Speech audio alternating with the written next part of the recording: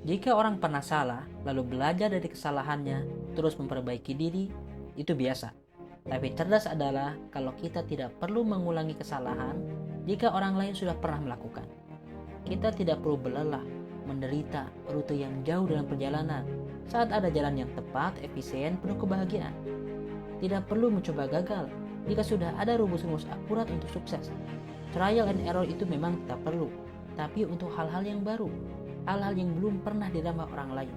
Bukan trial and error dalam persoalan yang ilmunya bertebaran bisa kita pelajari. Orang bijak belajar dari pengalaman orang lain. Orang standar harus benjol dulu, baru nyadar. Makanya dalam Al-Quran, berkali-kali Allah memerintahkan, berjalanlah di muka bumi dan pelajarilah nasib orang-orang terdahulu. Agar pengalaman gagal di masa silam tidak jadi masa depan kita yang kelam. Belajar dari masa lalu artinya belajar sejarah.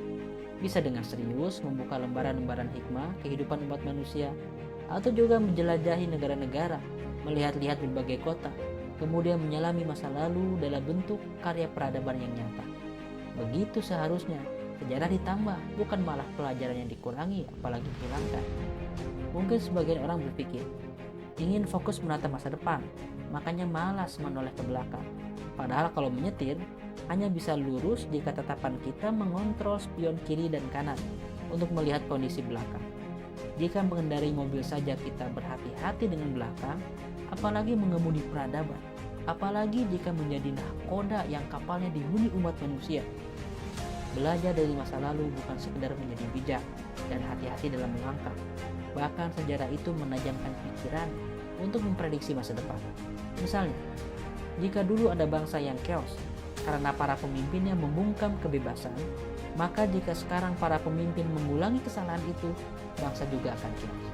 Misal lain, jika dulu ada umat yang maju karena generasi mudanya bergerak memberi kontribusi, maka sekarang pun rumus yang sama tetap berlaku. Indonesia maju jika pemuda merumuskan dan menebar kontribusi. Orang yang belajar sejarah akan terpandu hidupnya, terarah langkahnya, dan matang setiap pilihannya. Rumusnya sederhana. Semakin jauh kajian kita atas pola-pola masa lalu, semakin luas pandangan kita untuk mempola masa depan.